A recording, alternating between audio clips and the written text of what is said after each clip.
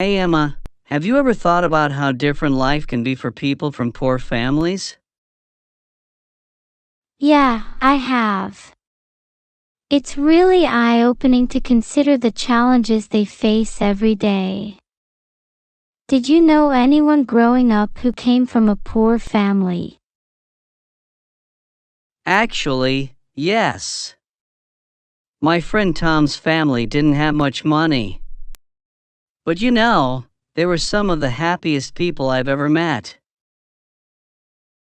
Really? How did they manage to stay so positive? They always focused on the little things. Tom's mom used to say, happiness isn't about how much you have, but how much you appreciate what you do have. That's a great perspective. It's amazing how attitude can make such a difference. Totally. And Tom used to make the best out of every situation. Like, they didn't have a TV, so we spent a lot of time outside playing games and exploring. That sounds like fun. Sometimes, when you don't have everything handed to you, you become more creative. Exactly. We came up with the craziest games. One time, we pretended to be pirates searching for treasure in the park. It was hilarious. Haha, that sounds awesome. I bet you guys had some wild adventures. Oh, for sure. And it taught me a lot about resilience and finding joy in simplicity. It's incredible how people can find joy even in tough times. My grandmother used to tell me stories about growing up during the Great Depression. They didn't have much, but she always remembered the family gatherings and simple pleasures. Yeah, it's those moments that stick with you. Do you think growing up with less can actually make people stronger? I think so. It builds character and a strong work ethic. My grandmother always appreciated everything she had because she knew what it was like to go without. That makes sense. Tom's family was really close-knit. They always supported each other no matter what. That's such an important lesson. Sometimes we take things for granted and forget the value of family and support. Definitely. And despite their financial struggles, Tom's family was always willing to help others in need. They had this amazing sense of community. That's beautiful. It's like the saying, when you have more than you need, build a longer table, not a higher fence. Exactly. It's all about sharing and caring for one another. Tom's family taught me a lot about generosity. It's inspiring to hear stories like that. Makes you appreciate what you have and want to help others too. Yeah, it does. And it also makes you realize that wealth isn't just about money. It's about the richness of experiences and relationships. So true. We can learn so much from people who have less in terms of material things, but so much more in spirit. Absolutely.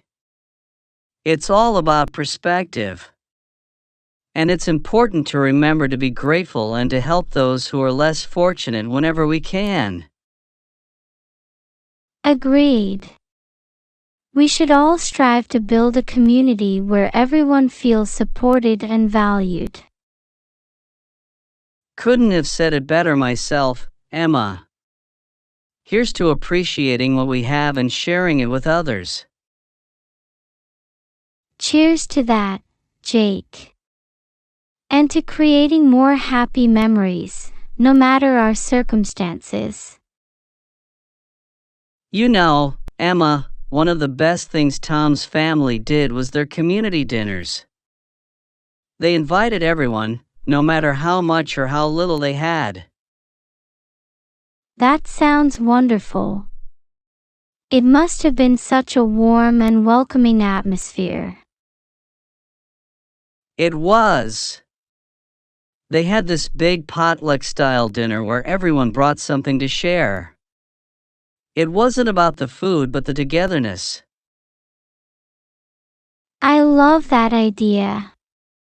It's a reminder that community is about connection, not wealth. Exactly. And it's something we can all do, regardless of our financial situation. Just being there for each other makes a huge difference. You're right, Jake. It's the simple things that bring the most joy and meaning to our lives. So, what do you say we start our own tradition? Maybe a monthly get-together with friends and family? I think that's a fantastic idea. Let's do it. So, speaking of traditions, what would you bring to our first get-together? I think I'd make my famous spaghetti. It's simple but always a hit. What about you? I'd probably bring my homemade brownies. They're a crowd favorite. Oh, those sound delicious. You know, food really does bring people together. It sure does. And it's not just about eating, it's about sharing stories and laughs, just like Tom's family did. Exactly. It's those moments that create lasting memories. I remember one time at Tom's house. We were all sitting around the table, and his dad told the funniest story about their old car breaking down in the middle of nowhere. Haha, that sounds like a great story. Did it have a happy ending? Oh, definitely.